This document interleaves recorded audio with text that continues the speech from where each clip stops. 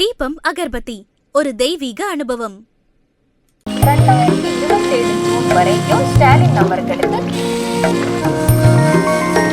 அவமானம் பண்ற மாதிரி சிச்சுவேஷன்ஸ், தலை குனிஞ்சு நிக்கிற மாதிரியான சிச்சுவேஷன்ஸ் அவருக்கு உருவாக்குறதுக்கான சான்சஸ் இருக்குது. ரொம்ப நாளா நண்பர்கள் யாரும் அவர் கூட இருந்திருப்பாங்க. கிராஜுவல் டவுன்ஃபால்ன்றது பாக்குறதுக்கான வாய்ப்பு இருக்கு. ஆறாவது இடத்துல இருக்கக்கூடிய ராகு திருப்பி அவர் ஹெல்த்தை பாதிக்க வைப்பாரு, மாட்டி விடுவாரு. ஒரு சில இடத்துல unexpected cases, unexpected legal issues.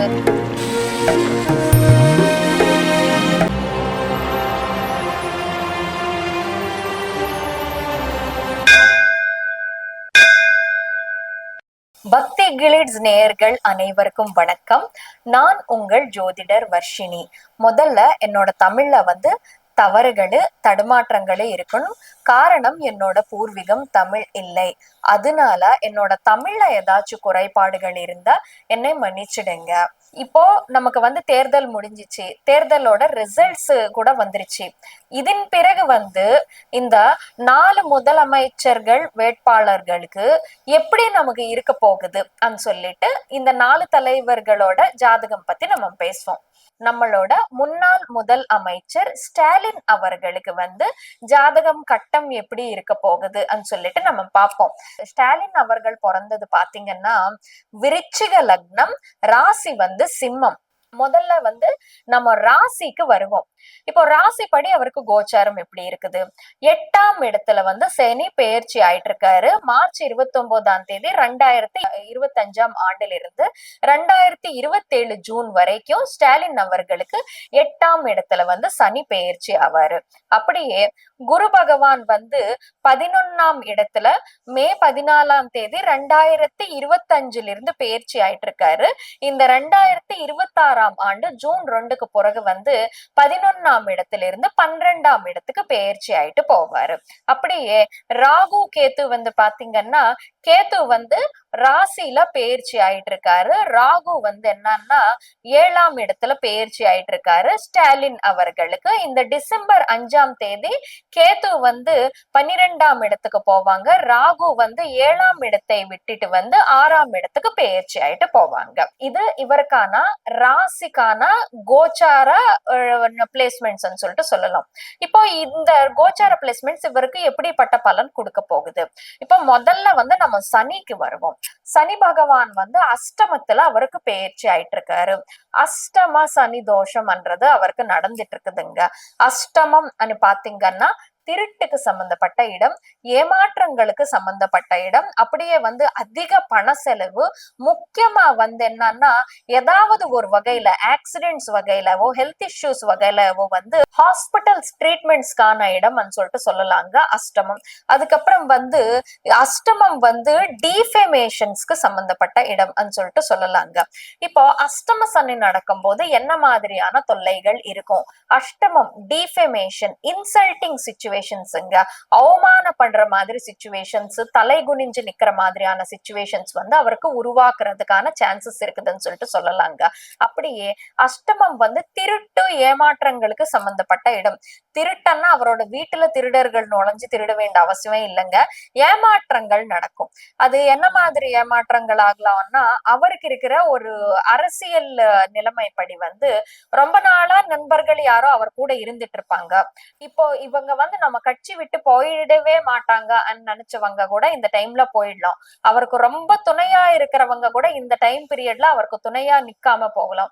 அந்த மாதிரி விஷயங்கள் நடக்கிறதுக்கான வாய்ப்பு இருக்குது.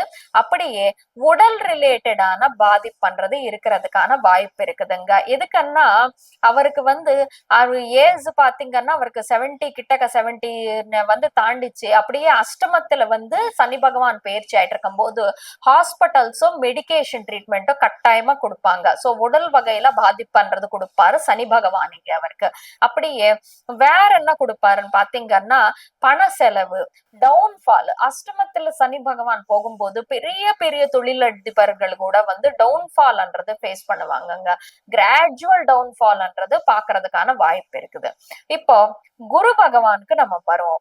குரு பகவான் பாத்தீங்கன்னா அவருக்கு 11ஆம் இடத்துல பெயர்ச்சி ஆயிட்டு இருப்பாரு ஜூன் 2ஆம் தேதி வரைக்கும். சோ ஜூன் 2ஆம் தேதி வரைக்கும் பாத்தீங்கன்னா அவருக்கு வந்து பெருசா பிரச்சனைன்றது இருக்காது. எதுக்குன்னா சனி பகவானோட துணை இல்லைன்னாலும் குரு பகவானோட துணை இருக்குது. சோ 11ஆம் இடத்துல இருக்கிற குரு பகவான் வந்து ஆசைகள் நிறைவேற்றி காட்டுவாங்க. ஓரளவுக்கு ஃப்ரெண்ட்ஷிப்ஸ்ன்றது இருக்கும், நண்பர்களோட துணைன்றது இருக்கும். எப்ப வரைக்கும்? ஜூன் 2ஆம் தேதி வரைக்கும் தான் ஓரளவுக்கு குருவோட துணை இருக்குது இப்போ. ஆனா ஜூன் 2ஆம் தேதிக்கு பிறகு பாத்தீங்கன்னா குரு பகவான் 11ஆம் இடத்தை விட்டுட்டு 12ஆம் இடத்துக்கு வந்து செல்வாரு. 12ஆம் இடம் பாத்தீங்கன்னா லாசஸ்க்கு சம்பந்தப்பட்ட இடம், எக்ஸ்பென்சஸ்க்கு சம்பந்தப்பட்ட இடம், மனநிலை பாதிப்பு, மென்டல் எகோனிக்கு சம்பந்தப்பட்ட இடம். அப்படியே 12ஆம் வீடு வந்து ஸ்லீப்புக்கு சம்பந்தப்பட்ட இடம், தூக்கத்துக்கு சம்பந்தப்பட்ட இடம். அப்படியே வந்து டிஃபேமேஷன், ஹாஸ்பிட்டல்ஸ். 12ஆம் இடம் பாத்தீங்கன்னா டிசீசஸ் ஹாஸ்பிட்டல்ஸ்க்கு சம்பந்தப்பட்ட இடம். சோ இங்க இப்போ குரு பகவான் 12ல வந்த பிறகு என்ன நடக்கும்? 11ஆம் இடத்துல குரு பகவான் இருக்கும் போது நம்ம கூட நண்பர்கள் கூட்டம் இருக்கும் பாத்தீங்களா? 12ஆம் இடத்துக்கு குரு போன உடனே நண்பர்கள் கூட்டம் எல்லாமே வந்து தானா கொஞ்சம் கொஞ்சமா விலகிட்டு போயிடுவாங்க.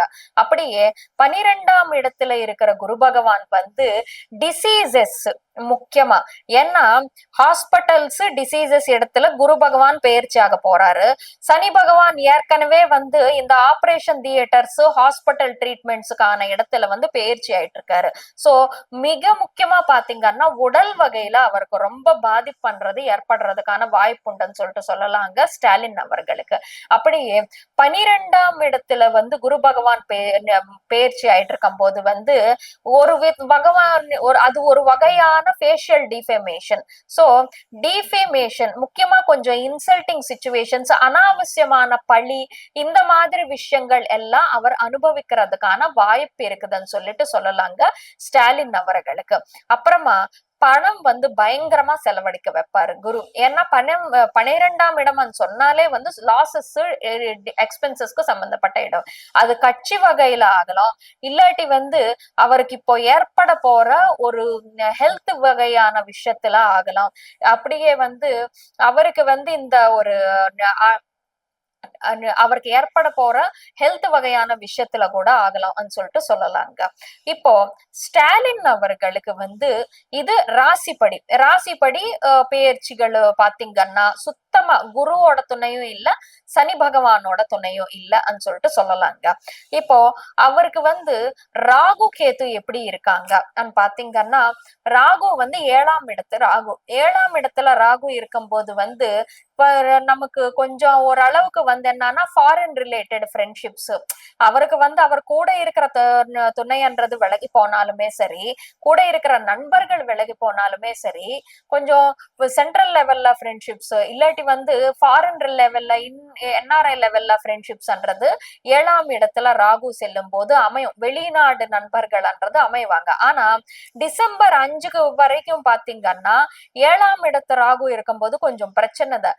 எதுக்கு பிரச்சனைன்னு பாத்தீங்கன்னா, சில பேருக்கு வந்து என்னன்னா ரிலேஷன்ஷிப்ஸ் இன்கேஸ் வந்து அது சில பேருக்கு வந்து என்னன்னா ரிலேஷன்ஷிப்ஸ்ல பிரச்சனை வரும். ரிலேஷன்ஷிப்ஸ் பாத்தீங்கன்னா அது மேரேஜ் ரிலேஷன்ஷிப்பே ஆக வேண்டிய அவசியம் இல்ல.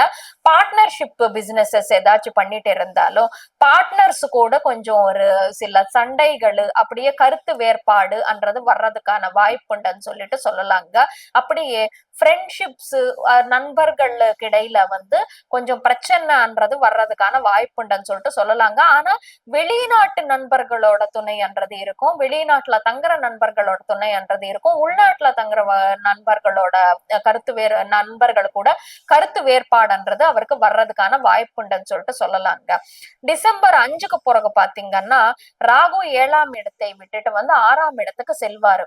6ஆம் இடத்துல இருக்கக்கூடிய ராகு வந்து திரும்பி அவர் ஹெல்த்தை வந்து பாதிக்க வைப்பாரு. ஆனா ஹெல்த் இஷ்யூஸ் அவர் ஃபேஸ் பண்ணிட்டு இருந்தா 6ஆம் இடத்து ராகு என்ன பண்ணுவாங்கன்னா ஏற்கனவே ஃபேஸ் பண்ணிட்டு இருந்த ஹெல்த் இஷ்யூஸ்ல இருந்து வெளியே கொண்டு வந்துருவாரு. அதை தாண்டி ஜெயிச்சு ட்ரீட்மெண்ட் மூலமா வெளியே வர்றதுக்கான வாய்ப்புன்றது அமைச்சு கொடுப்பாரு. சோ 6ஆம் இடத்துல இருக்கக்கூடிய ராகு வந்து ஒரு சில இடத்துல வந்து வெற்றின்றது அமைச்சு கொடுப்பாரு டிசம்பர் 5க்கு பிறகு. சோ ராகு கேத்து பெயர்ச்சி படி வந்து அவருக்கு டிசம்பர் அப்புறமா கொஞ்சம் ராகுவோட துணை கிடைக்குதுன்னு சொல்லிட்டு சொல்லலாங்க. இப்போ கேத்து வந்து ராசியில பெயர்ச்சி ஆயிட்டு இருக்காங்க. இப்போ கேது ராசியில பெயர்ச்சி ஆகும் போது என்ன பண்ணுவாங்க, பாடியை வீக் பண்ணி விடுவாங்க. ஏன்னா ராசி வந்து ராசியில கட்டம் படி பார்க்கும்போது ராசின்றது நம்ம 1ஆம் இடமா எடுப்போம். 1ஆம் இடம் வந்து உடலுக்கு சம்பந்தப்பட்ட இடம். சோ உடலுக்கு சம்பந்தப்பட்ட இடத்துல வந்து கேது பெயர்ச்சி ஆயிட்டு இருக்கும் போது உடலை வந்து என்னன்னா பாதிப்பு கொடுப்பாங்க, வீக் பண்ணி விடுவாங்க உடலை. சோ முதல்ல பாத்தீங்கன்னா அவருக்கு ராசி கட்டம் படி முக்கியமா அவருக்கு வந்து உடல் பாதிப்புன்றது அதிகமா வர்றதுக்கான வாய்ப்புண்டுன்னு சொல்லிட்டு சொல்லலாங்க. சரி, இது ராசிப்படி இருக்கிற கட்டம். இப்போ அவருக்கு பர்சனலி ஜாதகப்படி எப்படி இருக்குது, அவர் பிறந்த லக்னம் வந்து விருச்சிக லக்னங்க. விருச்சிக லக்னக்காரங்களுக்கு வந்து இப்போ எப்படி சார், நான் திரும்பி சொல்றேன். இது வந்து அவர் பிறந்த லக்னம் வந்து விருச்சிக லக்னங்க. விருச்சிக லக்னத்தில இருந்து பார்க்கும்போது 5ஆம் இடம் வந்து குருவோட இடம் ஆயிருக்குது. இப்போ ஏன் நம்ம குரு பத்தி பேச போறோம்னா அவருக்கு நடந்துட்டு இருக்கிற திசை புக்தி வந்து சனி தசை நடந்துட்டு இருக்குது, அப்படியே குரு புக்தி நடந்துட்டு இருக்குதுங்க. சனி தசையில குரு புக்தி அவருக்கு என்ன மாதிரியான பலன் கொடுக்க போகுது பாத்தீங்கன்னா, குரு வந்து அவருக்கு 5ஆம் இடத்துக்கு அதிபதி. ஆனா எங்க உட்கார்ந்து இருக்காரு, செவ்வாயோட சேர்ந்து வந்து 6ஆம் இடத்துல இருக்கிறார் குரு பகவான். 6ஆம் இடம் பாத்தீங்கன்னா உடல் பாதிப்புக்கு சம்பந்தப்பட்ட இடம், லீகல் இஷ்யூஸ்க்கு சம்பந்தப்பட்ட இடம், அப்படியே வந்து கடனுக்கு சம்பந்தப்பட்ட இடம் சொல்லிட்டு சொல்லலாங்க. 6ஆம் இடம் அப்படியே வந்து சண்டைகள், அனாவசியமான வம்புக்கு சம்பந்தப்பட்ட இடம் 6ஆம் இடம். முன்ன நான் என்ன சொல்லியிருக்கேன், ராசிப்படி பார்க்கும்போது அஷ்டம சனி பாதிப்புனால ஹாஸ்பிட்டல் ட்ரீட்மெண்ட்ஸ், சர்ஜரிஸ் ஆகிறதுக்கு வாய்ப்புண்டுன்னு சொல்லியிருக்கேன். அப்புறமா குரு வந்து 12ஆம் இடத்துக்கு பெயர்ச்சி ஆகிட்டு இருக்காரு. 12ஆம் இடத்துல இருக்கிற குரு வந்து டிசீசஸ் கொடுப்பாங்கன்னு சொல்லியிருக்கேன். இப்போ வந்து திரும்பி பாத்தீங்கன்னா குரு புக்தி நடக்குது, குரு வந்து 6ஆம் இடத்துல. இப்போ புக்திக்கு என்ன புக்தி நடக்குதோ அந்த புக்திக்கான நாதன் வந்து 6ஆம் வீட்டுல பெயர்ச்சி ஆயிட்டு இருக்கிறதுனால அவருக்கு உடல் பாதிப்புன்றது கட்டாயமா இந்த டைம் பீரியட்ல இருக்கிறதுக்கு 70 to 80% சான்சஸ் இருக்குதுன்னு சொல்லிட்டு சொல்லலாங்க. அப்படியே 6ஆம் இடம் பாத்தீங்கன்னா லீகல் இஷ்யூஸ்க்கு சம்பந்தப்பட்ட இடம். ஏன்னா அஷ்டம சனி நடக்கும் போது வந்து மாட்டி விடுவாரு ஒரு சில இடத்துல வந்து. Unexpected cases, unexpected legal issues அன்றது ஃபேஸ் பண்ற மாதிரியான சூழ்நிலை வரும். அஷ்டமம் வந்து ஜெயில்ஸ்க்கு சம்பந்தப்பட்ட இடம், ஜெயில்ஸ்க்கு சம்பந்தப்பட்ட இடமா இருக்கிறதுனால அந்த இடத்துல சனி போகும்போது அந்த ஒரு கேசஸ், லீகல் இஷ்யூஸ் ஒரு தொல்லை என்றது கொடுப்பாங்க. இப்போ 6ஆம் இடம் பாத்தீங்கன்னா கோர்ட்டுக்கு சம்பந்தப்பட்ட இடம், அதுவும் லீகல் ரிலேட்டட் தான். சோ இங்க புக்தி படி பாத்தீங்கன்னா அவருக்கு வந்து கோர்ட் இஷ்யூஸ், லீகல் இஷ்யூஸ்ன்றது ஃபேஸ் பண்றதுக்கு வாய்ப்புன்றது ஜாஸ்தியா இருக்குதுன்னு சொல்லிட்டு சொல்லலாங்க. ஸ்டாலின் அவர்களுக்கு மொத்தத்துல பார்த்தா எப்படி இருக்குது பாத்தீங்கன்னா இந்த வருடம் வந்து அவருக்கு அனாவசியமான பண செலவு பயங்கரமா ஆகும். அது உடல் வகையில வந்து ஆபரேஷன்ஸ்க்கு இந்த மாதிரி ஆகலாம், இல்லாட்டி வந்து ஹெல்த் இஷ்யூஸ் இல்லைன்னாலும் கட்சி நடத்துறதுக்கு ஆகலாம். முதல்ல பண செலவு பயங்கரமா இருக்குது. உடல் வகையில பாத்தீங்கன்னா அந்த அளவுக்கு நல்லாவே இல்ல, உடல் வகையில நிறைய பிரச்சனை வர்றதுக்கு வாய்ப்பு இருக்குது. அப்படியே வந்து அவருக்கு கொஞ்சம் இந்த லீகல் ரிலேட்டடான இஷ்யூஸ்ன்றது ஃபேஸ் பண்றதுக்கான வாய்ப்பு அதிகமா இருக்குதுன்னு சொல்லிட்டு சொல்லலாங்க. ஸ்டாலின் அவர்களுக்கு இந்த வருடம் பொறுத்த வரைக்கும் ஸ்டாலின் அவர்களுக்கு சுத்தமாவே சரியில்லைன்னு சொல்லிட்டு சொல்லலாங்க. இது ஸ்டாலின் அவர்களுக்கான இந்த வருடத்துக்கான பலன் சொல்லிட்டு சொல்லலாங்க.